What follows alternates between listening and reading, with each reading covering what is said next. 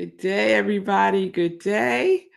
Welcome to Morning Sip with Rev Melissa. I am Rev Melissa, and this is Morning Sip. SIP stands for Spirit in Practice, where we practice because practice makes progress. And we're all about that progress life. Yes, we are. Yes, we are. So, welcome to the show.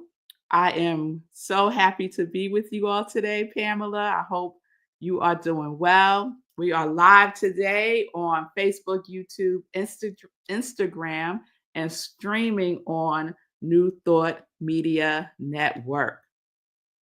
So we started a new series yesterday, and the title's a little long, but I think I want to stick with it because it is self-explanatory in a way that is directive.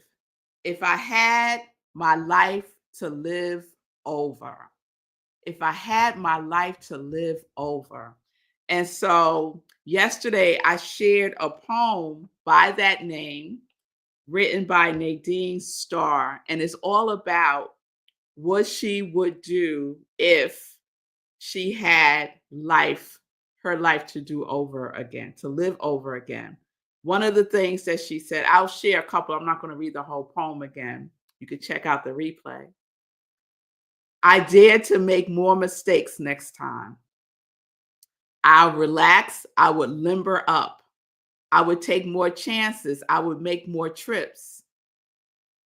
I would perhaps have more actual problems than I would have fewer imaginary ones. One after another, instead of living so many years ahead of each day, she would live her life today. She says, if I had my life to live over, I would start barefoot earlier in the spring and stay that way later in the fall. If I had it to do again, I would travel lighter next time. Her last line in the poem is, I would pick more daisies. So if you had your life to live over, is there anything that you would do differently? Or you're fine just the way that it is? So I've really been thinking about this, and I shared yesterday why this resonated with me so much because I was very stressed out yesterday, the day before yesterday, just projecting on future things that haven't even occurred yet. And it led me to remembering this poem that I just found a couple of days ago. And it also led me to the realization that all I really have is right now. All we really have is right now. And how I choose to live right now is how I get to live my life over in each and every moment. So we don't have to wait for our next reincarnation or our next life to do it over again. We get to do it over in each and every moment. We get to live our life each and every moment. And we get to decide what that is for us. We get to decide if, in my case yesterday, if we're going to lay in a bed imagining things that haven't happened, engaging in negative future fantasies. Negative future fantasy serves no good purpose for me. And yet, I found myself lingering in the bed in negative future fantasies. And so I had a choice. I could stay there wallowing in it, or I could get up, and I know what works for me. It's important to know what works for us. What works for me may not work for you, right? So lingering in the bed doesn't work for me. When I wake up, I need to get up, say what I'm grateful for, say my prayers before my feet hit the floor, and then I am off and running. But if I wake up and I lay there too long, the world starts to come in. The Tao Te Ching says it's the world of 10,000 things. And it just starts to rush in, rush in, rush in. And it becomes challenging for me to navigate, to swim through all of that. It feels like I'm swimming against a current. So for me, if I had my life to live over, I would choose in those moments when I'm lingering in the negativity in my next breath, because that's when I get to live my life over. And each and every breath that I take is new. There is no repeats of our breath. Every breath is a new breath. So I get to choose. I get to choose. If I had my life to live over, which I do, each and every breath that I take, I choose what is most beneficial for me. So let me check in and then we'll go on. And I'm going to share another perspective about this. So Fee King says, I love this series. It really got me thinking. I don't know that I would be me if I even think about doing it differently. I am becoming the woman who is going for more of life, dancing, moving, saying, going, experiencing, saying yes more. This life has been good to and for me. Amen, Fee. Amen to that. This life has been good for me as well. Even in the ups and even in the downs, even in the challenges, even in the disappointments, even in the frustrations, and all of it, even in the joys, even in the magnificence and all the things. It's been good for me. And what I'm learning, continuing to learn, is that when I'm in those moments of frustration, disappointment, anger, fear, all of that, I allow myself to feel it, but I don't wallow. Don't wallow in it. I allow myself to feel it, and then I become conscious that I have a choice. That I have a choice right here and right now. I have a choice. I was thinking about this, just came to my mind. Aria, I have twin girls. They're graduating from high school. They'll be off to college in August.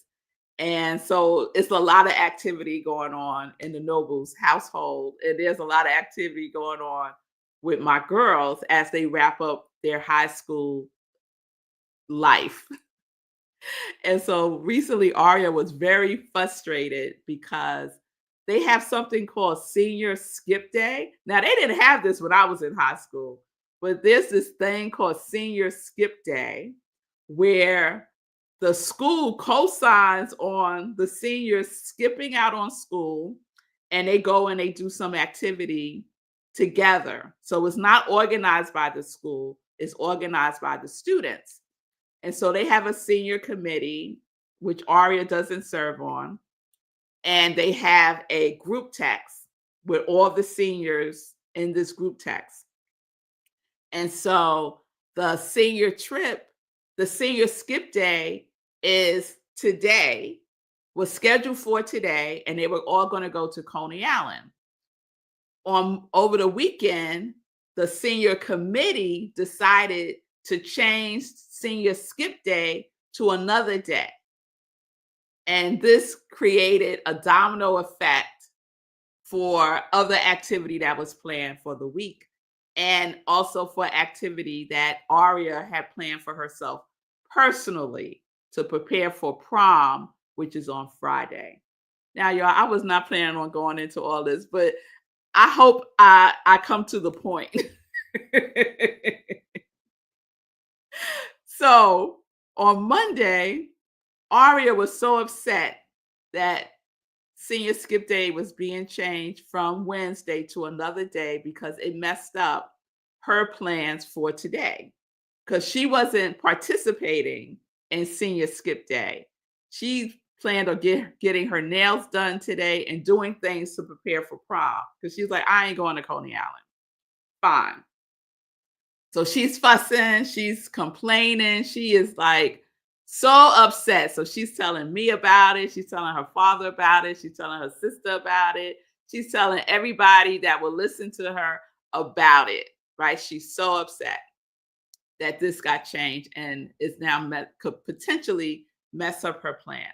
And she was wallowing in this, right? So we know a lot of this is teenage stuff, right? But she was wallowing in it. So at some point, I said to her, listen, is there anything in this that you can change?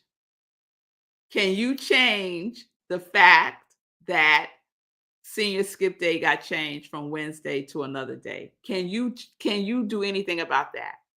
So she said, yeah, I'm going to call everybody and tell them to make a fuss about it, and then we could see. Okay.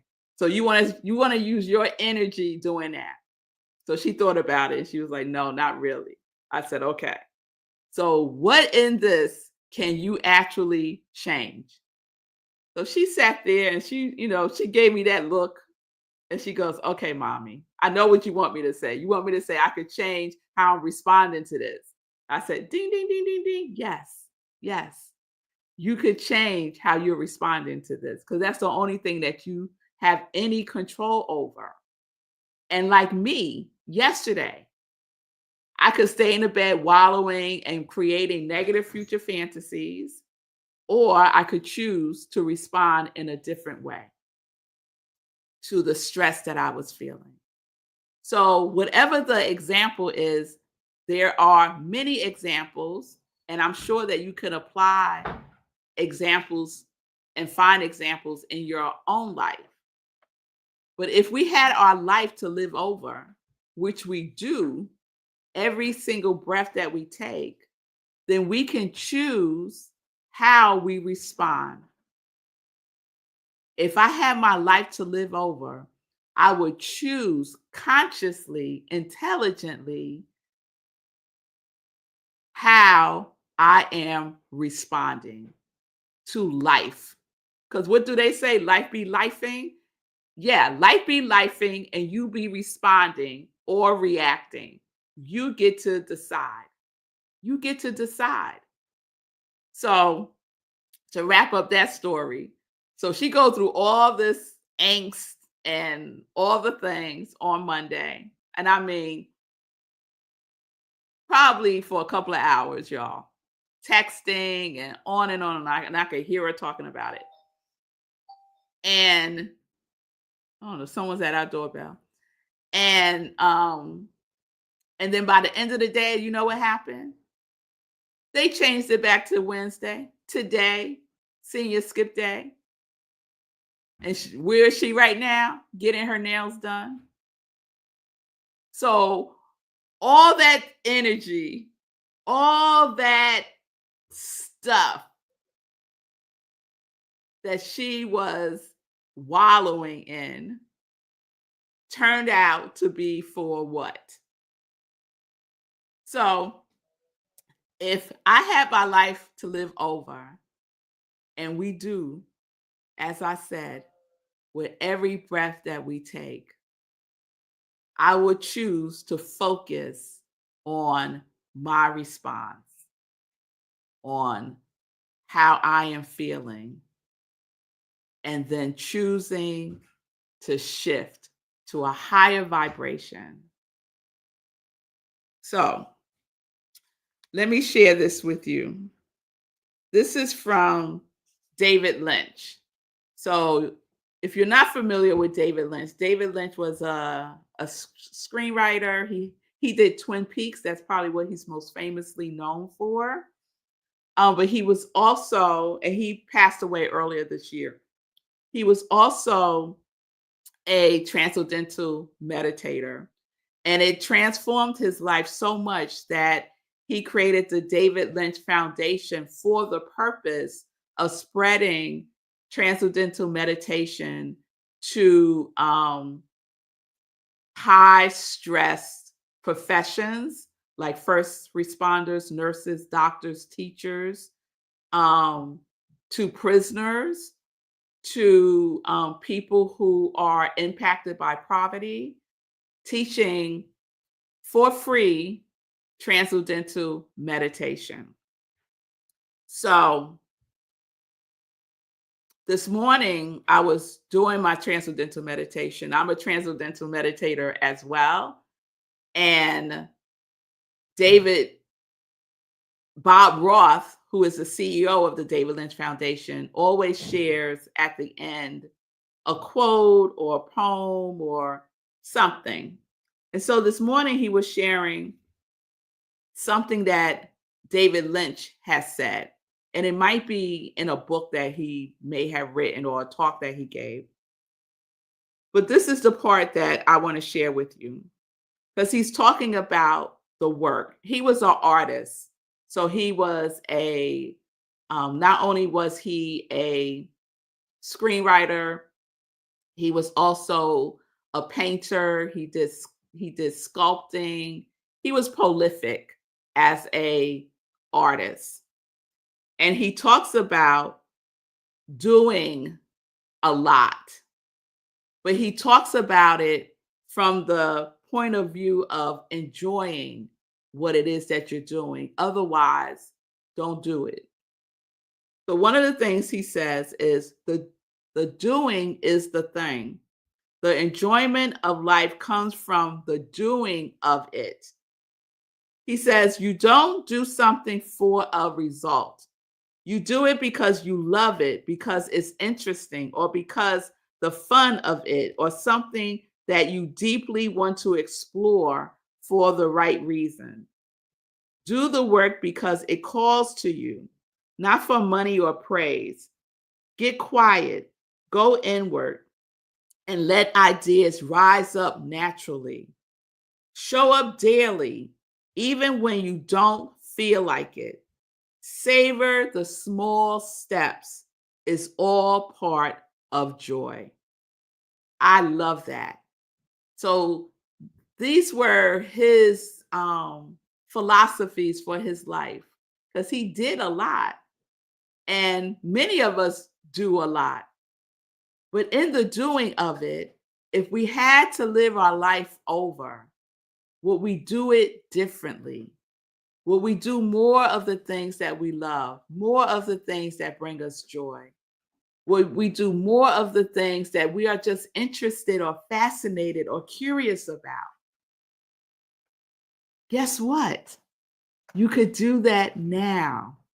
If you had your life to live over, you could do the things that bring you joy, that bring you peace. So his 4 points, and I'll share them again, is 1, do the work because it calls for you, not for money or praise. So what is your why, right? What is your intention in doing the doing? 2, get quiet, go inward, and let ideas rise up naturally. It all comes from within. The authenticity comes from within.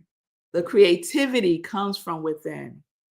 So get quiet with yourself, with your higher power.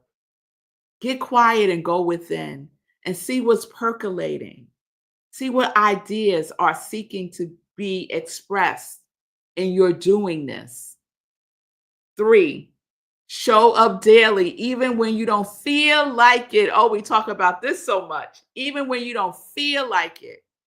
Many things that I do, I don't necessarily feel like doing. I don't feel like going to the gym all the time. I don't feel like going to bed earlier all the time, but we do it. We show up for ourselves. We show up for ourselves every day, even when we don't feel like it, because we know it's for our good. And then the last one, savor the small steps. And we've been talking about taking small action steps, right? Last week, we created a list of 10 small action steps that we can take. And we made a commitment to take one action step a day that small, itsy bitsy, teeny weeny step, one a day. And by the end of this month, we would have gone through those 10 small action steps that we can take. We also created last week 10 things that we do that brings us joy. We created a list of small actions that we can take that bring us joy. And the invitation was to pick one a week, just one a week, and to do it. And so it's in that doing, this type of doing. I'm not talking about the busyness of doing. I'm talking about the presence of doing, the spirit of doing, that high vibration of doing, when we are doing the things that are in alignment with our passion and our purpose and our plan. How much time do you dedicate in the course of 24 hours in a day to doing the things that are in alignment with your passion, your purpose, and your plan? So if I have my life to live over, which I do with every breath that I take, I will assure that the things that I am doing are in alignment with my passion, my purpose, and my plan. If not, then why am I doing it is a question that I would need to answer for myself. Because it could be a responsibility that I have, right? Because we want to be responsible as well for our life. So sometimes there's things that I do that I don't necessarily jump up and down about, but I know that it needs to get done so that it creates the space that I need to do the things that bring me joy, that are in alignment with my passion, my purpose, and my plan. So if you had your life to live over, which you do with every breath that you take, what would you do? What is your doing that you are doing that is in alignment with your passion, your purpose, and your plan? All right. All right. So let me check in and then we'll get into some joy news. All right. All right. Yes, Shay, we are in the the last couple of days. We are on countdown. We are. Yes. Thank you, Fee. Take up time. I'm loving this high school life. Girl. Yes, I'm getting into overtime with the parenting right now. Good day, Linda. Shay's sharing. I remember that story. Next time I'm all ruffled. I trust God. Thank you. Everything is working together for my good. Amen. Amen. I also remember what a real problem is when I think of my brothers and sisters fighting for their lives in other parts of the world. Yes, Shay, say that again. What are the real problems, y'all? What are the real problems? Linda said, when I craft my perspective, it becomes my world. Conscious living feeds my thriving in and of my world. Yes. When we shift, when we make those shifts in our perspective, everything changes by being kind to ourselves, Wayne. Yes. And we can take those 10 small action steps. We could do those things in our lives that bring us joy. Just one day a week. And love is the creative force of the world. Yes, it is, Wayne. Yes, it is. So I think you got what I'm saying. I want to shout out the spirit of David Lynch and for the mission of the David Lynch Foundation, because transcendental meditation is one of the things that I get to do that I love. So transcendental meditation brings me joy, and it is in alignment with my passion, my purpose, and my plan. So let's get into some joy news because it is Wednesday, and Wednesday is our community cafe. And we are in a special community cafe for May and June with a book study with Sekou Rice, the author of Hack Your Pain Now.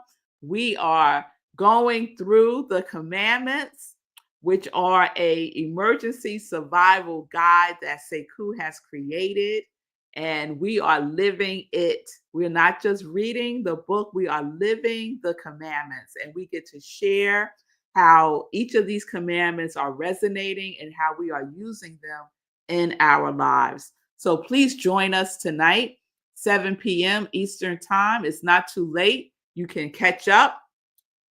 Each commandment is a couple of pages. We are doing commandments 4 and 5 tonight.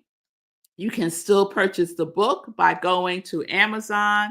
It is available in paperback, ebook, and audio. So please join us tonight. And it is a love offering to Sekou Rice, the author. So we want to bless him for the gift that he has given to us. So that is tonight. I also want to remind everyone that Fee King is blessing Rockland CSL with a 5-day, 35-minute-a-day fitness fundraiser challenge for just $25. You can still participate, I believe. Go to Fee King. You can follow her on Facebook. And I'm going to put up her website so you can see that. It's fee-king.com. And you can find all the information.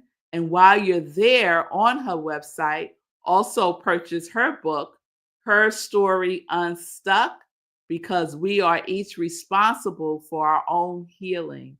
And Fee shares some guides to us that we can use to heal our lives. So, another wonderful book. Fee said we're going to have another challenge next week. This week is closed. All right, y'all. So, this week is closed. Join us next week. Okay. So, please follow Fee King on her social media. Also follow Rockland CSL. Yes, yes, yes. I also want to share June, y'all. Next week is June. Do y'all know that?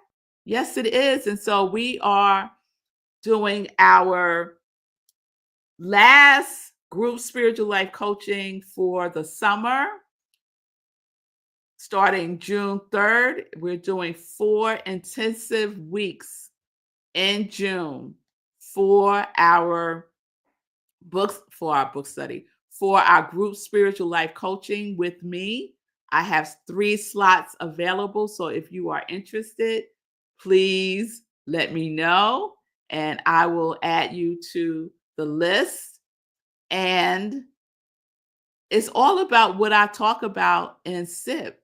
Specifically, we're focusing on our passion, our purpose, and our plan. It's time to re-engage, to reactivate, to remember what we are doing is for a purpose. So tune in with me and go on this group spiritual life coaching journey with me.